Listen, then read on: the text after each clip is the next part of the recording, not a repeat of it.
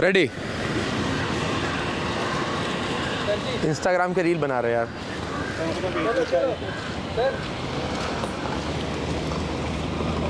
Hello दोस्तों, नमस्ते, आदाब, सत श्री अकाल एंड वेलकम टू टेक्स्टबुक.com। तो जैसा आपको पता होगा कि आज एसएससी स्टेनोग्राफर का पेपर है और यहाँ पे हमारे ये आयोन के सेंटर आप देख रहे होंगे।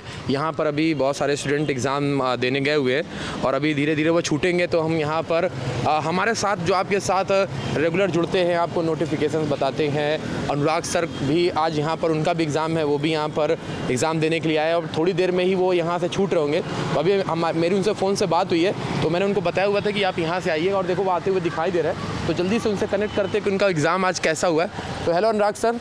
Hello Pankaj sir. तो जैसे कि मैंने बोला था कि इनसे फ़ोन से हमारी बात हुई थी कि आप यहाँ से आइएगा क्योंकि बहुत भीड़ है वहाँ से, मुंबई में बहुत क्राउड होता है। तो हमने इनको बताया था कि हम लोग यहाँ पर मिलेंगे। तो अनुराग सर हमारे साथ आ गए। और अनुराग सर, सबसे पहले कैसा हुआ पेपर, कैसा एक्सपीरियंस रहा आपका? सर पहली बार पेपर दिया था, पहली बार स्टेनोग्राफर का। ठीक लग रहा है। अच्छा, सबसे पहले तो मतलब स्टेनोग्राफर का आपने एग्ज़ाम दिया एसएससी का, मतलब कैसा गया आपका एग्ज़ाम? सर मेरा तो ठीक गया, बाकियों का मुझसे अच्छा ना चला गया हो।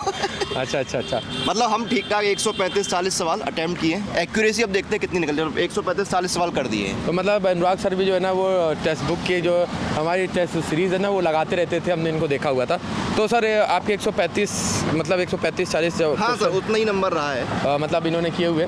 तो सर सबसे पहले तो सभी लोग पूछते हैं करंट अफेयर्स कितने साल का आया है, कितना पढ़ना चाहिए, क्या क्या करना चाहिए जीए में। तो सर कितने साल का करंट अफेयर्स आया हुआ है? सर करंट अफेयर्स की बात करें, मोस्टली क्वेश्चन जो है ना 2022 या 2021 के एंड तक के थे। एक साल से पुराना करंट अफेयर्स मुझे मतलब देखने को नहीं मिला। जैसे हमने पहले, जब मैं खुद एनालिसिस में रहता था ना, तो देखते थे 2-2 साल पुराने करंट अफेयर्स भी आए थे। वाले में मतलब हमारे लेटेस्ट एक साल के करंट अफेयर्स आए हैं। एक साल के ही करंट अफेयर्स मुझे मोस्टली देखने को मिले। ज़्यादा पुराने करंट अफेयर्स नहीं थे, एक साल के अंदर के ही करंट अफेयर्स सारे थे। अच्छा। तो सबसे पहले तो यहाँ पे सर स्टैटिक जीए का कैसा रहा? स्टैटिक जीए का वेटेज सर ज़्यादा था। स्टैटिक जीए ज़्यादा रहा का वेटेज मतलब अच्छा था। मतलब ऐसा नहीं है कि सारा करंट अफेयर्स ही आप पढ़ के आ जाओ, स्टैटिक जीए पे ध्यान देना पड़ेगा। अच्छा सर, बताइए कि मतलब स्टैटिक जीए में जैसे डांस हो गया, फेस्टिवल हो गया, ये क्वेश्चन सर पूछे गए क्या? डांस पर क्वेश्चंस थे, कल्चर से रिलेटेड क्वेश्चंस थे, फेस्टिवल्स पर क्वेश्चंस थे। जैसे मैं आपको एक क्वेश्चन मुझे याद भी है, हॉर्नबिल फेस्टिवल पर एक क्वेश्चन आया था। हॉर्नबिल फेस्टिवल अभी हम लोगों ने डिस्कस भी किया था क्लास में। तो फेस्टिवल्स पर क्वेश्चन अच्छे खासे थे। डेज एंड इवेंट्स पर सर बहुत क्वेश्चन थे। अच्छा, डेज एंड इवेंट्स पर कौन सा डे किस लिए मनाया जाता है, कौन सा इवेंट किस डे पर होता है, इस तरह क्वेश्चंस आपको देखने को मिले।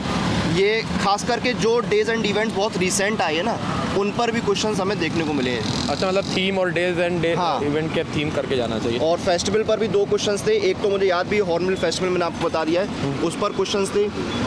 और स्टैटिक की बात करें या हिस्ट्री की बात करें, तो हिस्ट्री पे भी 2 क्वेश्चंस देखने को मिले।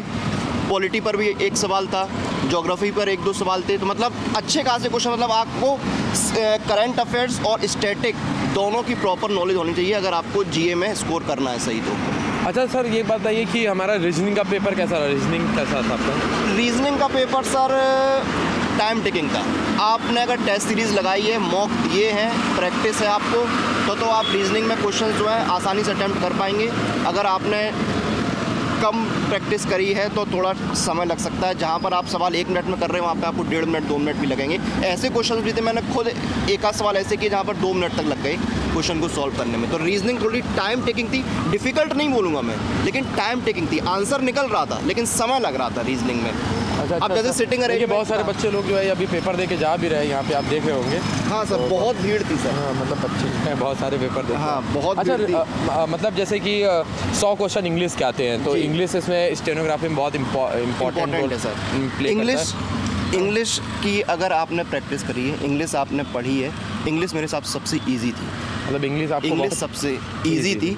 अगर इंग्लिश आपने ठीक ठाक पढ़ी है तो इंग्लिश के क्वेश्चंस में आपको ज़्यादा दिक्कत नहीं आएगी। देखिए, हर पेपर में 10-12 सवाल तो ऐसे होते ही हैं जो सर के ऊपर से निकल जाते हैं। तो मतलब ये कुल मिला के ये बोलना चाहेंगे कि अगर आपने इंग्लिश के जो प्रीवियस ईयर के पेपर है वो लगा रखे हैं, ग्रामर पढ़ रखी है, वो कैप्स कर रखी है, तो आपका पेपर अच्छा जाएगा।